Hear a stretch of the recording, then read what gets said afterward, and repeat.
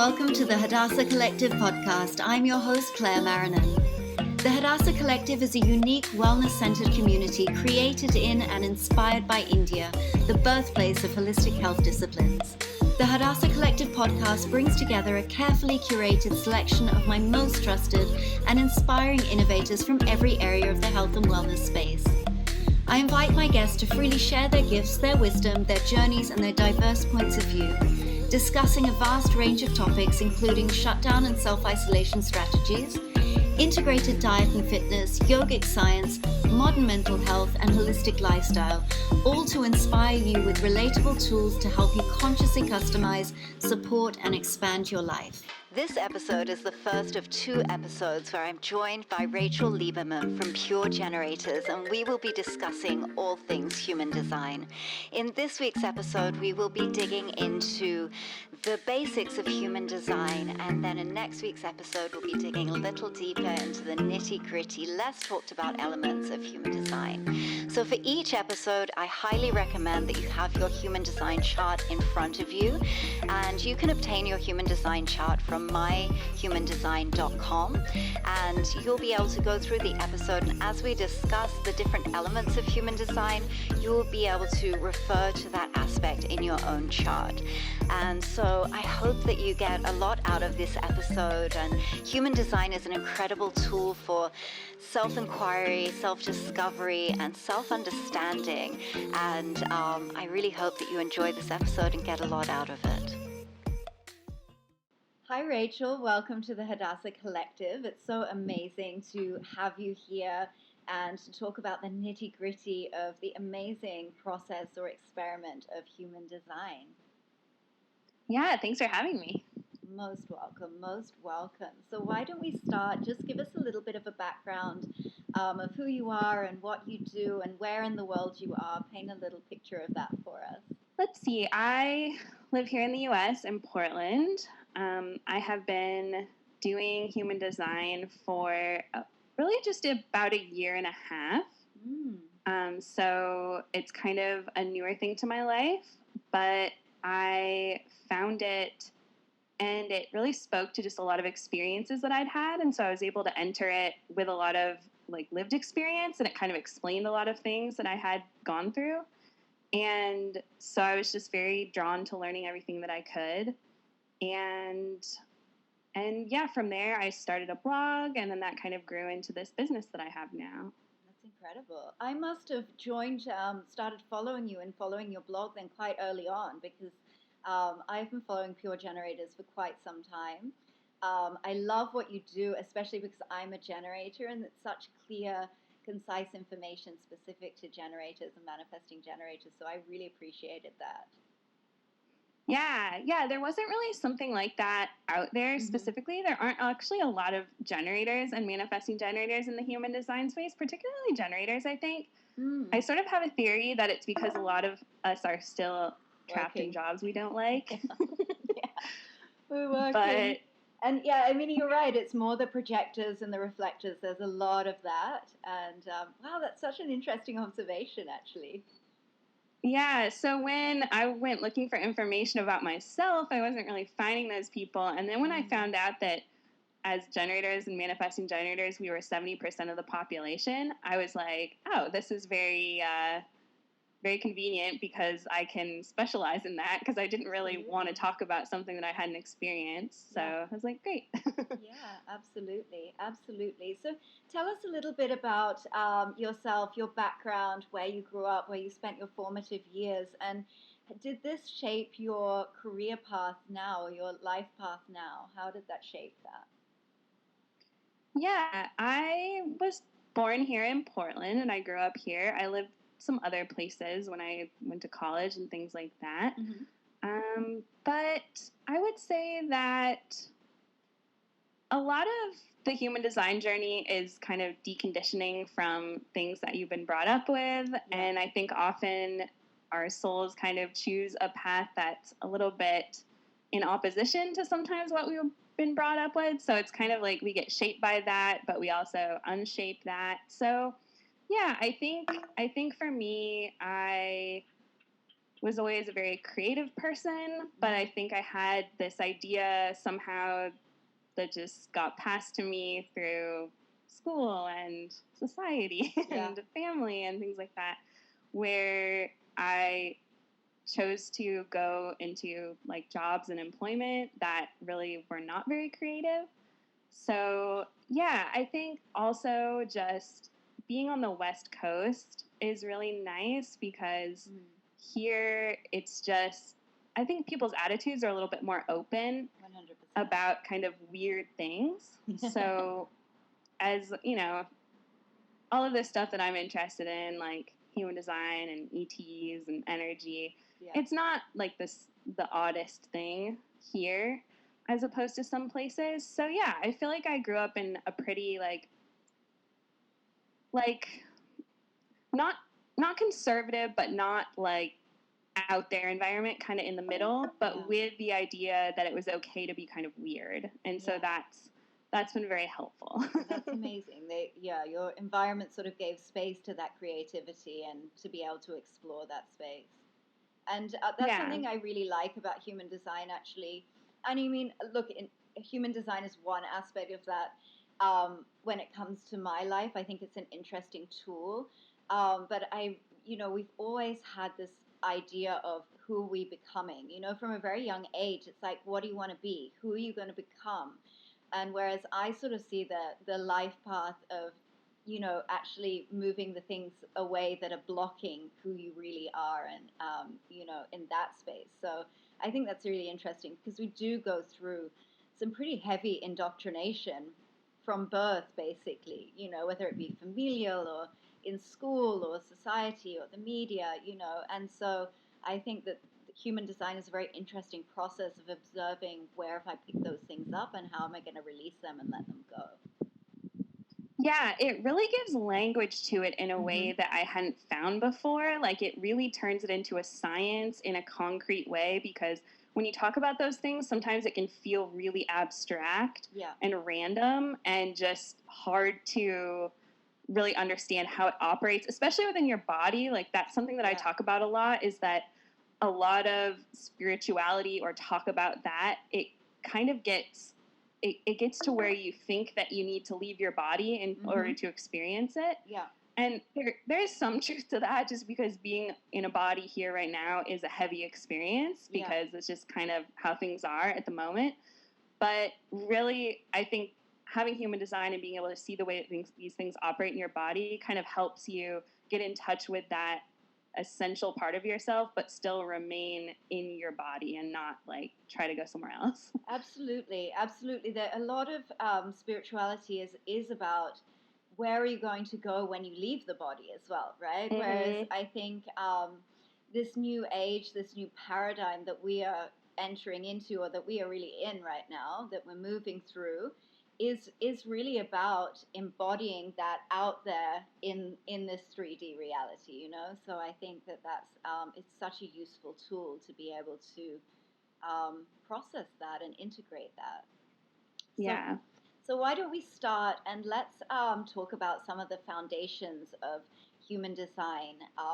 Maybe starting with the energy types are the most interesting place to start, relatable place to start. Yeah, so in human design, there's 5 energy types. Some people say there's 4, but there's kind of 2 different generator types that most of us distinguish between. And these are kind of, as opposed to like a personality type, which is kind of how people think of this at first, maybe when they pull the chart, or even more like your astrology natal chart or something that kind of tells a story about like who you are kind of on a personality level. Yeah. This is very much about the mechanics of your body and how that energy interacts with the rest of the world. And I just like to think of it as like the how you do something. So really any of these 5 types could have very similar or very different personalities.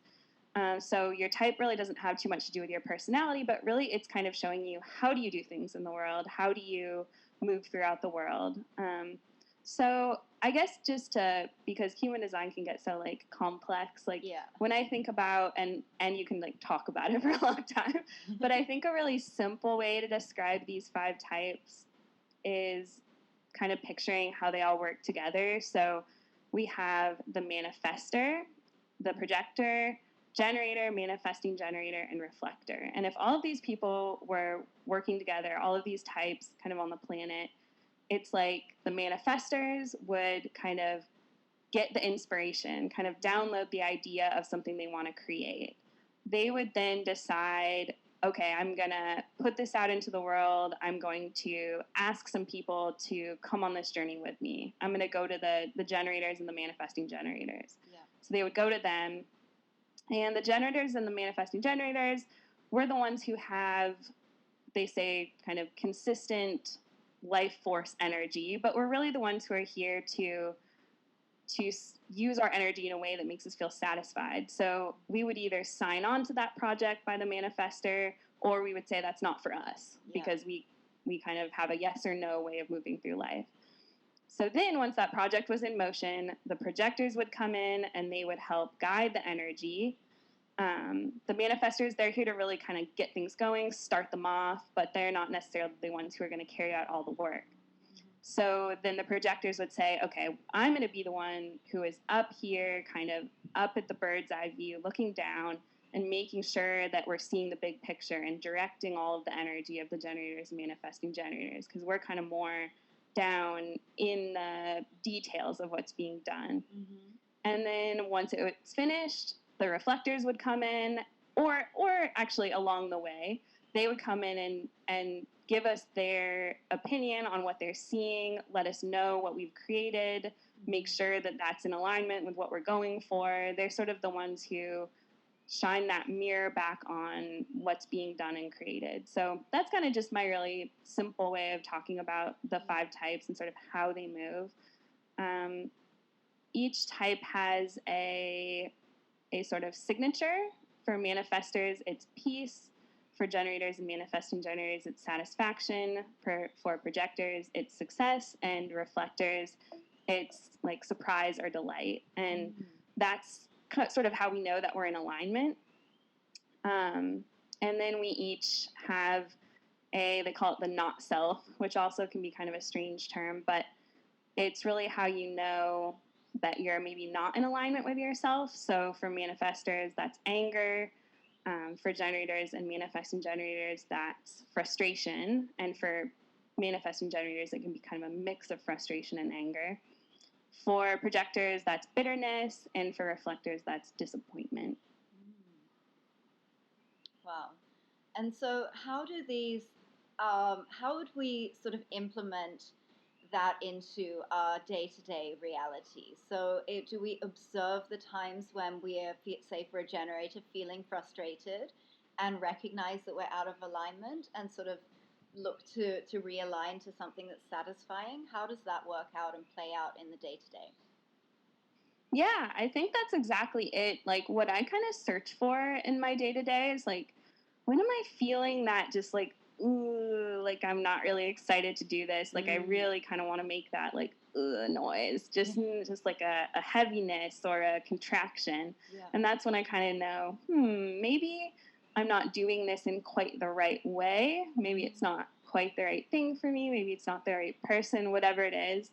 And so it's kind of like that for all the types, that when we're feeling that not self thing, it's kind of just an invitation to take a step back, not to feel bad about ourselves or feel like we've made a mistake or anything, but just to take a step back and be like, how could I do this differently, or what do I need to change? Yeah, to shift out of that. Amazing. And so let's talk a little bit about the centers as well, because on the chart, some of the centers are defined and some of them are white, undefined centers. How does this work? Everyone has 9 centers. The way that your type is determined is basically there's these 64 gates. They're all sort of lit up by different placements of the planets. It's very similar to astrology in that way. There's like one or two things that they add in there that astrology doesn't use, like there's an earth placement. Mm-hmm. So those are numbered 1 through 64. Depending where they are, they get kind of colored in on your body graph. And then where two of the centers connect, kind of like a circuit board, just based on like you just happen to have, 41 and 30, and they make this channel, then that is the mix of those that you have is what determines your type. So that gets kind of like intricate, but basically 70% of us have the sacral center defined, and that's what makes us generators and manifesting generators. And then projectors and manifestors have a different mix of things that aren't the sacral. And then reflectors actually have none of them colored in because they don't have any direct connections from one center to another. Basically, they have the same amount of gates.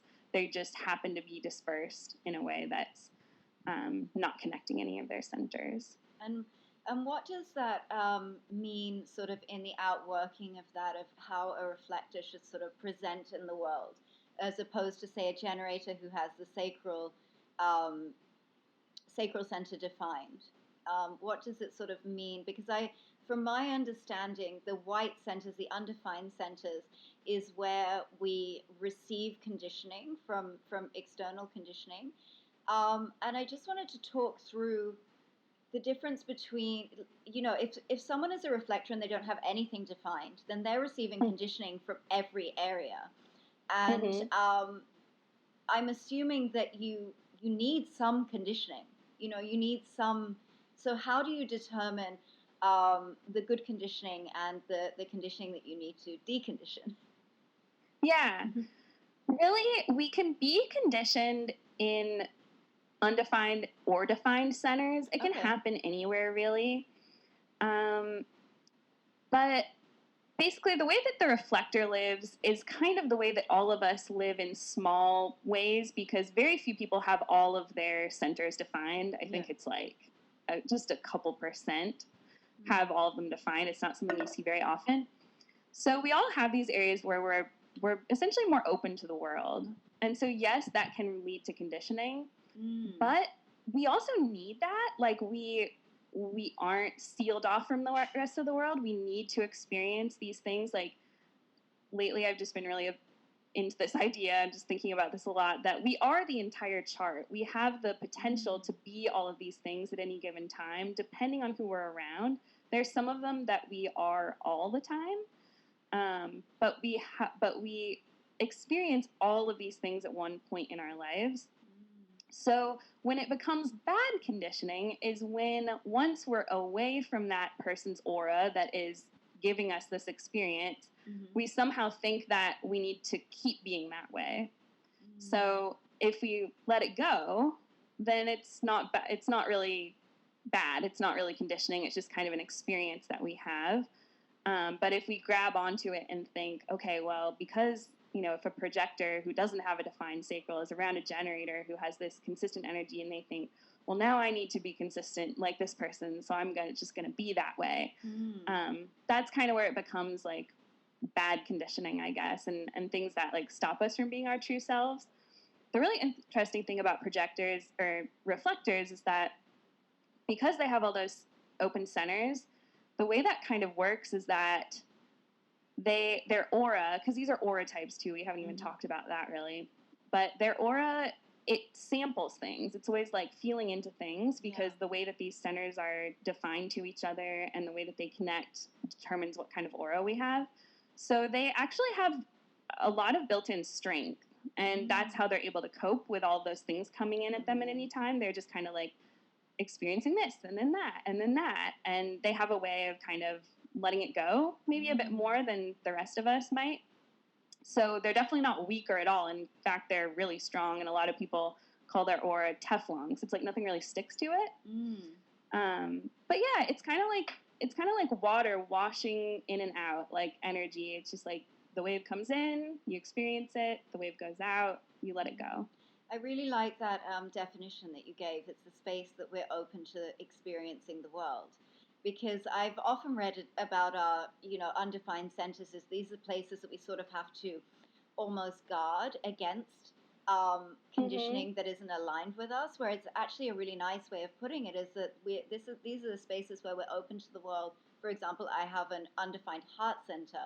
So it's like I can experience those things, but it doesn't need to define me. I can like let it go.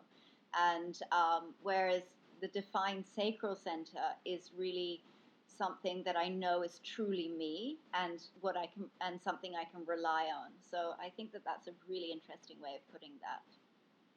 Yeah, I think it's more empowering because really all we're guarding ourselves against is just trying to hold on to something that's not there anymore. Yeah. And it's also it's if we kind of like try to keep it away from us, it's like we're meant to receive things in the places where we're undefined. So to kind of push that away would just be like not receiving all the things that we could receive. Yeah. Yeah, like not experiencing life.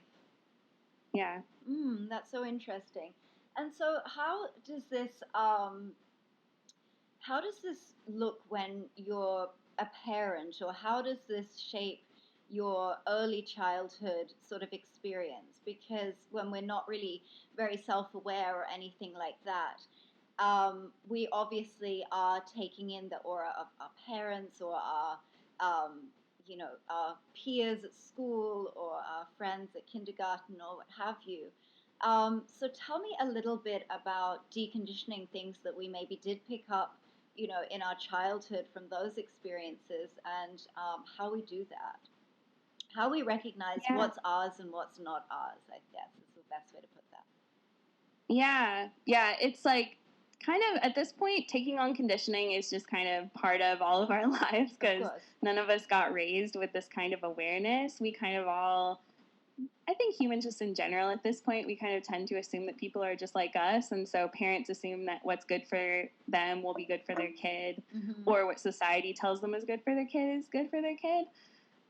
School, I think, is one of the biggest sources of conditioning for kids. Indoctrination.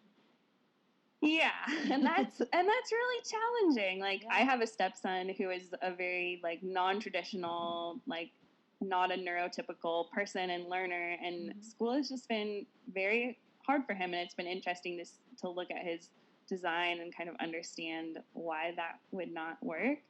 So I think really the person who brought human design into the world, his idea was that eventually it would be for the children. So it's only been around for like 33 years, and so 34, I think, it just this month maybe. And so it's really like sort of our generation and the generations beyond that will know about this and be able to actually raise kids like understanding these things innately about the kids. And so it's not really about like as a parent not being yourself or not trying to put yourself onto your kid, but I think it's more just understanding where your kid's different. Like, for instance, my stepson, he has a 6'2" profile, or a 2'4" profile, which means that he kind of he's like a hermit sometimes, and then at other times he wants to really connect and be social. And so that just means sometimes he stays in his room and plays video games for like 3 straight days. And we just kind of know that's okay because we know he'll come out eventually. Yeah. And so, typical parenting, like that wouldn't really be an okay thing to do. Yeah. He's 17, and yet might be like, get out of your room, get off the screens, get off whatever. But we just know that that's who he is. And sometimes he needs to hermit, and sometimes you knock on the door and he yells, go away. And you could be bothered by that, but instead we're like, okay, he's just in hermit phase. Like, it's cool. So I think that's how you kind of allow your kids to not take on these things, because if we guilted him and said, you're wrong, it's not okay, it's not whatever, that's when kids start to think like, oh, something about me isn't right. I need to behave in a different way. Yeah. Okay, that's really interesting. And looking at areas of deconditioning in ourselves, do you have a specific process that you kind of apply to that, or is it just a go with the flow kind of thing? Yeah, I mean, I think human design works the best when you just kind of live your life and try to move into that observer mode of yourself. Yeah. a really good indicator that something is probably conditioning or not working for your design is just when you don't feel good. Yeah. So if there's a time where I'm like, that doesn't feel good, I feel drained and I feel negative and bad and not interested in that, that's where I'll look and be like, who told me I needed to do that? And do I need to do that? And how could I not do that? So that's really just like the best thing. And it's not something that happens overnight. It's definitely not something that's like, you can kind of mastermind it into a check, checkoff list. Like, it's just something that over time, like I've been studying this for a little over a year and a half, and I feel like I'm just scratching the surface. And every day I'm like just understanding more deeply how these things manifest, because we're humans and there's so many different ways that things can show up in our lives and all these different situations. So it just kind of becomes this lens that you can use with yourself and others and get curious. And yeah, I think that is the key actually with human design, is just sort of taking it little bit by little bit, actually, because I don't know if you're like this, but if something piques my interest, then I'll sort of, I'll maybe follow someone on Instagram, or I'll go to a class, or I'll get a reading or something like that. And then when it really piques my interest, then I have to know everything about it. And I'll be, and with human design, the information is quite detailed, and it's, it can be really heavy. And so I kind of took a step back and I was like, okay, there's something in this that really resonates with me, but I'm going to have a look at my energy type first. In what areas am I, outworking this generator energy, and what areas am I feeling frustrated, and what areas am I feeling satisfied, and noticing that. And then I sort of started that's my commitment to this year, is I'm doing a little bit each month, and, just gradually integrating this awareness of self into life. And I think it gives a lot of licensing as well, because there's some times that I'm just like, oh, why am I not motivated to do this? Or why, I should be doing this. What's wrong with me? Why am I like this? And then it's like, oh, okay, actually, I'm not like this. That's why it feels like pushing shit up a hill, So that's a really interesting observation, I think, with human design. It's like, wow, the things that I knew about myself are actually there for a reason, and this is sort of confirmation, and I don't need to push those things and fit the mold. Exactly.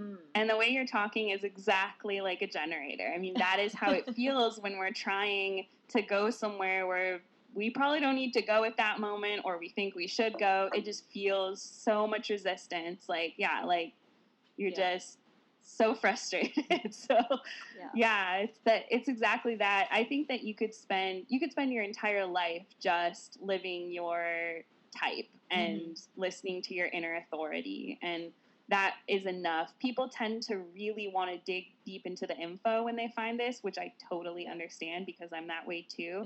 But the more that you kind of live it, you realize, like, wow, this actually isn't so much about the info. It's much more about lived experience, and then letting that kind of guide the uncovering of the info in a way. Because if you try to push your experience to follow the info, that kind of you just don't get as far. You don't get as rich of an experience. Yeah, absolutely. It is something that's meant to be sort of an underlay of real life. It's not, and I think that's also part of our conditioning. It's like, okay, great, so I'm going to do a course and I'm going to master this, and then I'm going to apply it to life. Whereas it's actually not that. It's the experience of living life and sort of observing how these, how the flows of your own life go, and aligning with that, which I think is really cool. Exactly. Let's talk a little bit about how human design came to the earth, how it was downloaded, because I love this description. I think it fits really well with what we were just talking about as the human design experiment. I love that phrasing of, we're experimenting with these things and seeing how they feel for us. And I think that's a really interesting concept. Yeah, exactly. I mean, these things, it's not a religion, it's not God, it's not like something you have to follow, it's not a cult, it's a science. So yeah, it's an experiment. So This came through a man who he called himself Ra Uruhu. His real name was Robert Krakow, I believe. He was Canadian. Mm-hmm. This happened in 1987, I believe. And he kind of had this just crazy spiritual experience of this voice talking to him and gave him all of this information. I think that the initial information he was given wasn't quite as extensive as the system ended up being. He kind of received more of this over time, because at first I was like, how did he get all of this like in like a week or whatever it was? Wow. This is crazy. But no, the initial download was a little bit smaller, but it was still really detailed, and it had the body graph and the types and the general thing. So yeah, from there he just started teaching it to people, and little by little it's gotten out in the world. It's become a lot more common in the past few years. And I think that there was also, and I understand why this was, but at first, the way that this was taught is there's so many intricacies to these charts. Yeah. There's really no two charts that are the same. And every little thing in it can affect every other little thing. There are levels to this that we haven't even really been able to get down to, because you would have to know like the nanosecond that you were born, which none of us at this point really have. So I think that the first way that this was shared was like really, really, really in-depth study, and really only sharing it one-on-one in like a reading format and looking at each individual as opposed to generalizing any of the info. But that also kept it a little bit smaller. And so Ra Uruhu died in 2011. He has an estate, an organization that manages all of his original content and talks and things like that. His content and his it's actually not writing, most of it is transcripts of talks that he gave. He was a manifester, so he's the one who brings the info to the earth. Those are all really valuable, and that's where I start with a lot of information. But I feel that we're kind of in this like next generation human design where he's left the planet, and this is reaching new generations and new people. It's not just like boomers studying it in little groups of mostly white people in, the US or Europe or whatever. It's reaching different people all over the world. And there was a lot of kind of not competition, but like a big divide between the people who were officially certified through him and the people like me who just jump online after learning and want to talk about their own life experience. And there was a lot of like litigation that went along with that, of them like going after people who were using this system without being affiliated with them. Oh, wow. But there was actually a court ruling last year, I think so. Yeah. That said that this system belongs to everybody, that you cannot be sued for using this system. Of course, you don't use his materials, but that was a big opening for a lot of people. And I think that kind of blew the door open for this to really reach the world, because he brought it, but now it's kind of time for it to move into the hands of more people. I'm sure that was his vision for it as well. I'm sure that really aligns with his purpose and his vision for it too. It's so interesting how we do that. But I think it also really lines up with this, what I feel about the Aquarian age, the new paradigm, is that the age of the guru is over. It's not, we're not sort of seeking out people to give us all the answers and, sit at their feet. They give us all the answers. We, blindly apply what they're telling us. And if it goes wrong, then we blame them. I think that now is a time of like really personal sovereignty and personal responsibility. And it's up to us to sort of collate this information and apply it to our lives. And I think the teachers now, like yourself, are really teaching from a space of personal experience. And I think that that's what people are looking for as well. So we're kind of collectively sharing ways to navigate life and things that have worked for us, things that didn't work for us, and uplifting the collective from that space. So I think that that's really interesting. Yeah, exactly. And of course, there are always, like, when you talk about this, sometimes it's like I'll share one thing and I'll be like, but also if you have this, it'll be different. It's like I'm careful not to generalize too much. Yeah, but I like to think that by sharing this information, it's an invitation for people to then think, oh, well, wait, I have that, but I don't feel that way. So get curious about, well, maybe why doesn't that resonate with me, or why does it? And so really it's all just an invitation to learn about yourself or learn about the other people in your life, whatever you're interested in, instead of, just like listening to what some teacher said. Like, I don't want I don't want people to give me their power, and I don't want to give my power to anybody. Yeah, so. Absolutely. I think that that's the space we've seen it in every kind of sphere. We've seen it in the yogic space. We've seen it. I grew up in church as well, and I've seen it many times. Is that delegation of responsibility to someone else, to another human, and then that human also taking that power and that responsibility always leads to a fall, always leads to, and it's like we're kind of like looking for divinity in a human being, and then we're upset when we see their humanity, and it's like, so I think that age is gone, and I think people are much more personally aware, and we're stepping into this space of personal accountability for our own lives and for our own information, and I think it's so exciting. I think so. I totally agree. I love it too, and I love sharing in that space as well.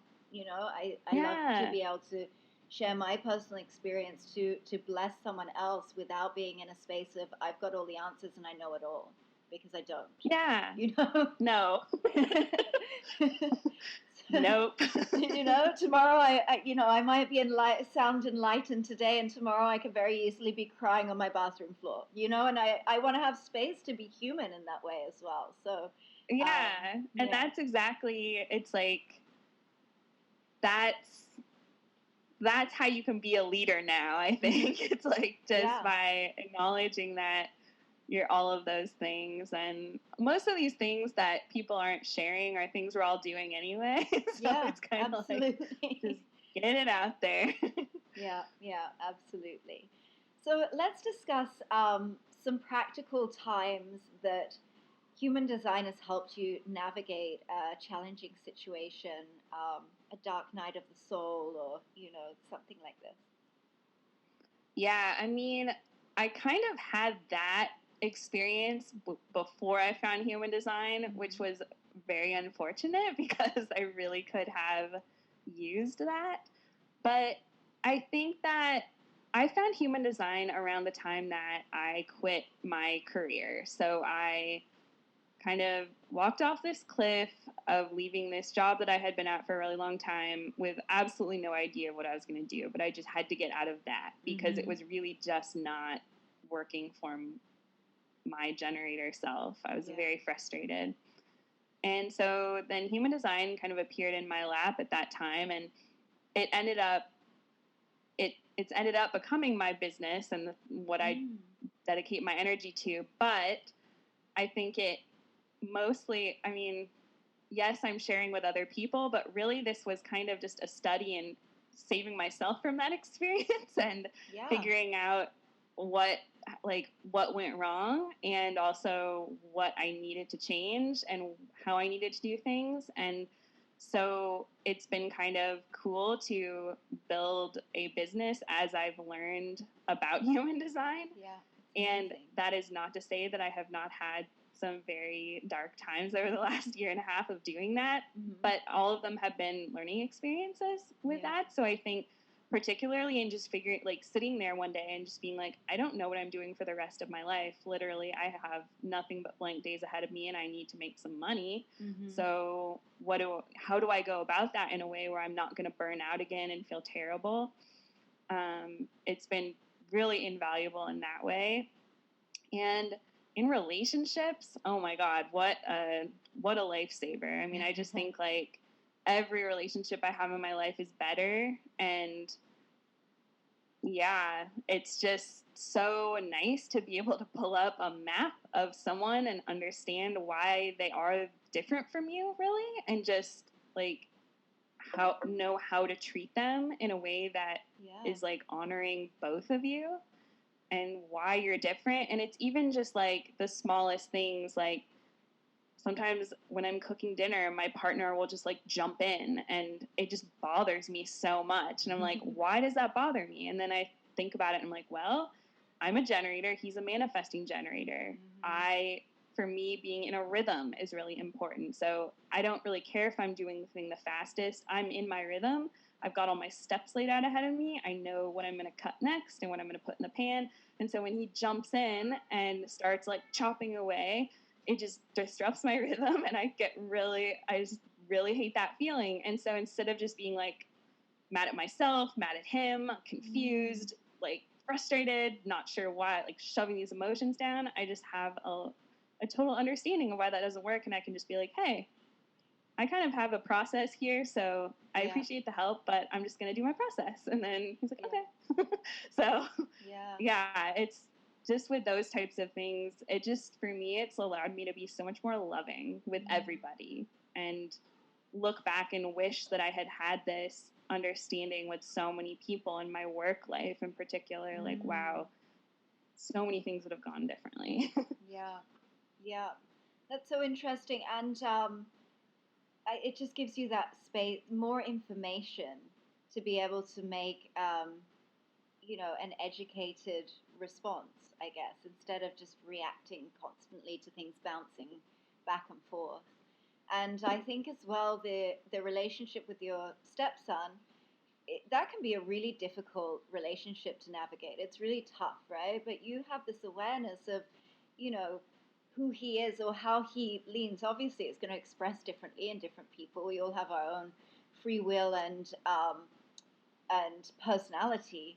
But to be able to have that understanding, even just of the hermit sociable profile, that's so powerful. That's really powerful information, because you could be having an argument in your house every single day when he's wanting to be a hermit, and you're like, no, you've got to get out and you've got to be giving energy to everything, So to be able to understand how you kind of work together, I think is so powerful, so beautiful, really, because that's what it is all about. It's like, how can we love better? How can we live better? Why do we, that's why we want all of this information. And so that's incredible. And so tell me about some of the things that we see on Pure Generators. As I said, I love your offerings, and you have a brand new one out about the Aquarian age, I believe. Yeah, thank you. Yeah, so Pure Generators started as a blog, and that it still is a blog. I try to post there at least once a month, if not more frequently.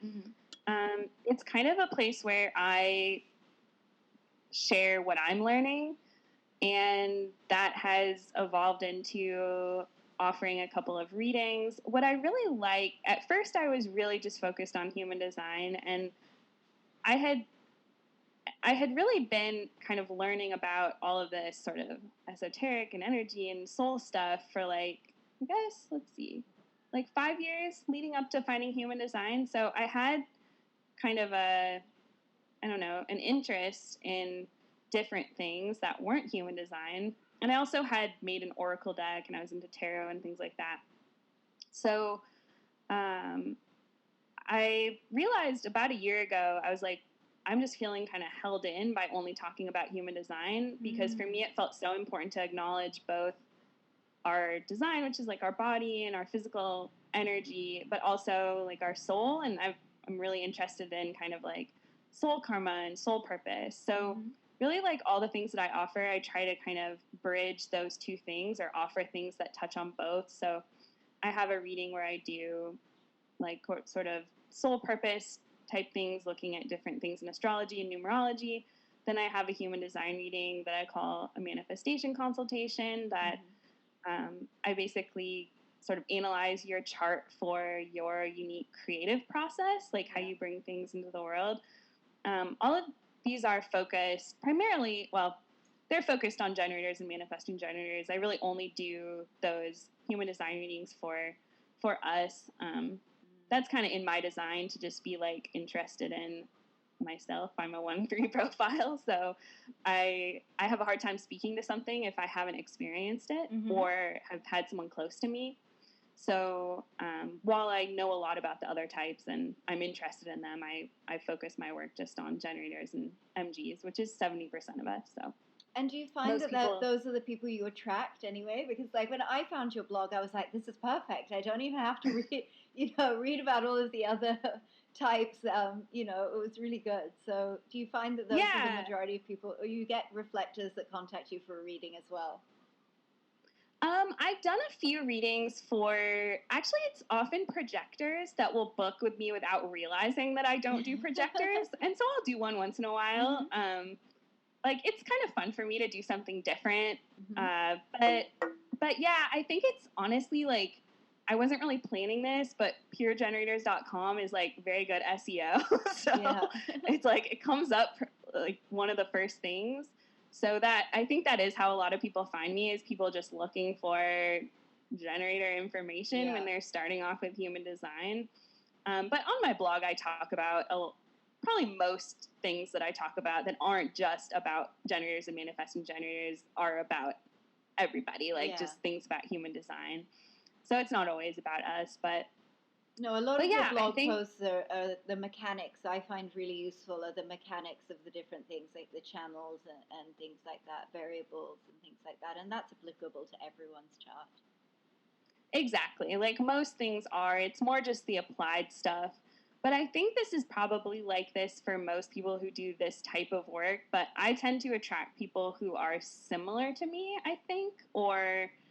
I definitely do more readings for generators than manifesting generators. I still do a lot of manifesting generator ones, but I just feel like I get people who are asking questions about their lives that are the exact questions that I ask about my life. So it's cool. I mean, it makes sense, but also some of it I think is not totally conscious for all of us. Like we just kind of I just always know that the people who come to me are like the exact right people. So I don't really have to worry about, can I do this? Am I the right person? I'm like, no, I just trust that they found me for a reason, and whatever I have to say is like what they need. And not only that, but I learned so much about myself through doing these and just through talking to people. Like people will just send me, and this is a very generator thing because life kind of comes to us, but people will send me a message like, well, what about this? And I'll be like, oh, well, that's what I'm going to make my next offering about. Like people just kind of are always feeding me the most interesting prompts and questions. So, yeah. That's so interesting. To finish off this session, let's talk about the Aquarian age and the new paradigm and what human design has to say about that.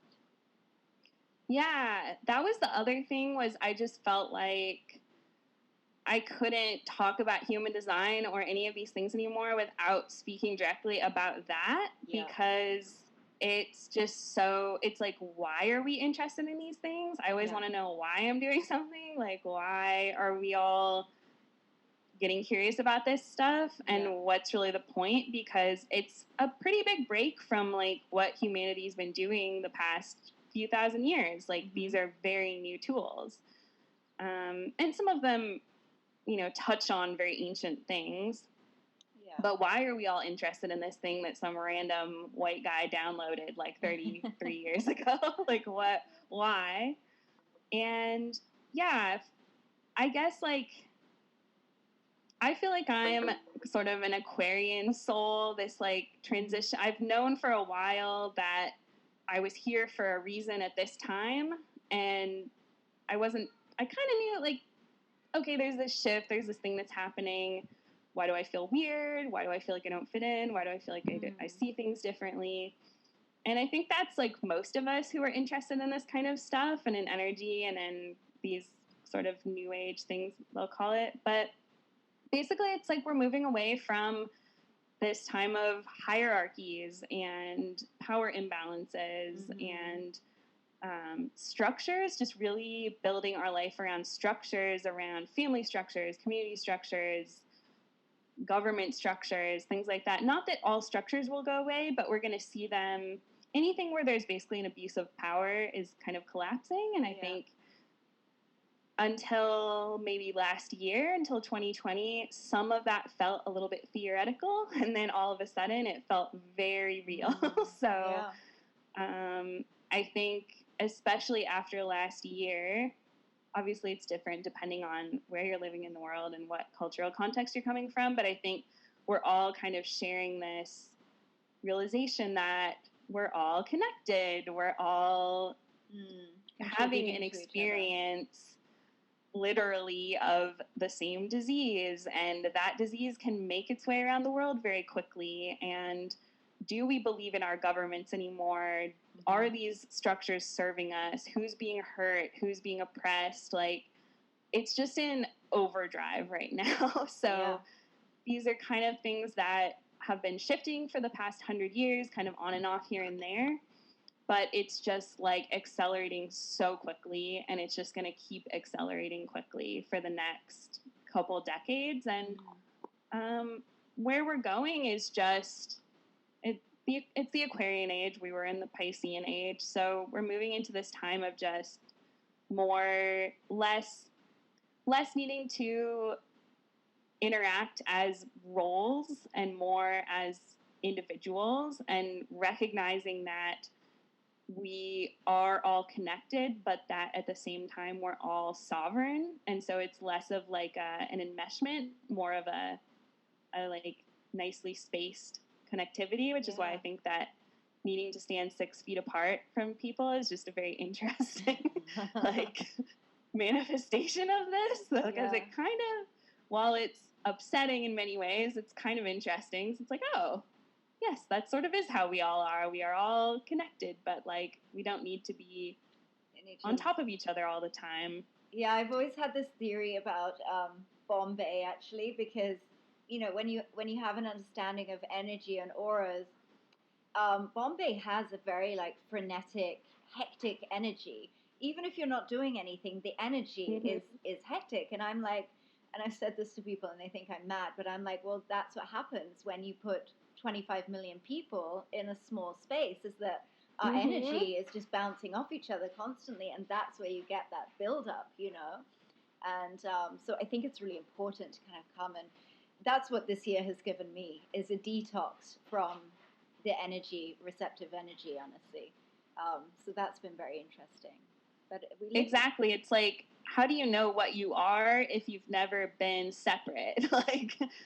And that's kind of what I think we're learning in this age, is like, because we were talking, you're talking about the conditioning. How do we ever let go of that conditioning if we've never gotten to step outside of that aura? So that's kind of the very intense, painful lesson that we're all learning right now, potentially. But it'll get better. It'll get more smooth, and we'll all kind of adjust. And yeah, we're just moving toward a more equal, just, technologically like savvy world.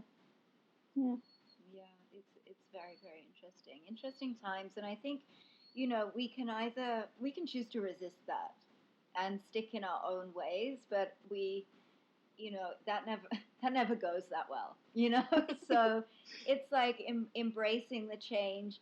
I mean, there are aspects of it as well that I'm not super on board with myself, like even the technology. I do think that we have decisions to make as a collective in how we maneuver that and how we drive that. So I think we have to come with a lot of awareness. And I think, this year has done that. This last year of 2020, a lot of people were really recognizing how a part of the attention economy they were.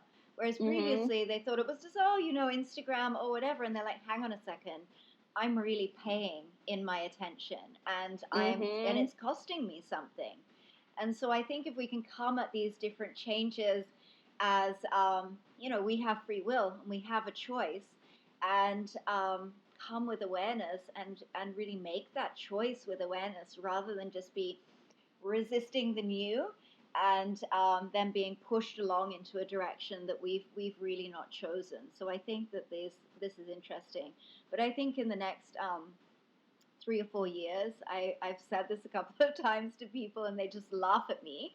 But I really think that some of the things that we are so accustomed to today in terms of structures, our political system, economic systems, things like that, I think that we are going to talk about them in 4 years' time in the same way that we talk about Nokia phones and Kodak cameras. You know, I think if we're open to that and we're aware of that and going, it's okay, I survived without my Nokia phone, I didn't hang on to it, you know. I wish I had in some days, but I'd love to go back to a Nokia some days. But if we accept that change, I think that it's such a beautiful time and an exciting time to be alive on this planet.